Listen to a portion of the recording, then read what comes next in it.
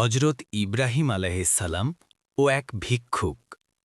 একবার হজরত ইব্রাহিম আলাইহিসসালামের নিকট এক ভিক্ষুক আসল। তো তিনি ভিক্ষুককে খাবার দিলেন এবং বললেন যে বিসমিল্লা বলে শুরু করো।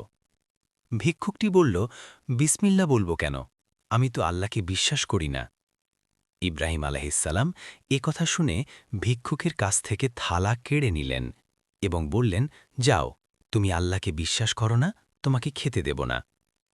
ভিক্ষুক ঘরের দরজা থেকে বেরিয়েছে মাত্র আল্লাহ তাআলা তৎক্ষণাৎ ইব্রাহিম আলাইহিসসালামের ওপর ওহী নাজিল করলেন, হে ইব্রাহিম, সে আমাকে বিশ্বাস করে না, সেটা তার আর আমার মধ্যকার ব্যাপার। কেন তুমি রুটি ফিরিয়ে নিলে? যাও, তাকে ডেকে এনে আবার খেতে দাও। সুবহানাল্লাহ! আল্লাহ কত দয়াশীল! যারা ঈমান এনেছে এবং আমল করে, তার প্রতি আল্লাহর দয়া কেমন হবে একটু ভেবে দেখুন। এক রাখাল যুবক একদিন একটি খুব সুন্দর যুবতী মেয়েকে দেখল। মেয়েটিকে রাখাল বিয়ের প্রস্তাব দিল। মেয়েটি রাজি হয়ে গেল। তারা দুজনে মিলে গেল কাজীর কাছে বিয়ে পড়ানোর জন্য। কাজী মেয়েটিকে দেখে নিজেই পছন্দ করে ফেলল এবং বলল, ও তো রাখাল, আমিই তোমাকে বিয়ে করব। এতে রাখাল ও কাজীর মধ্যে ঝগড়া লেগে গেল। এবার তারা তিনজনে মিলে নালিশ নিয়ে গেল পুলিশের কাছে। পুলিশ মেয়েটিকে দেখে বলল, ওরা দুজনেই বাদ, আমিই তোমাকে বিয়ে করব। এবার রাখাল, কাজী ও পুলিশ এই তিনজনের মধ্যেই গোলমাল লেগে গেল।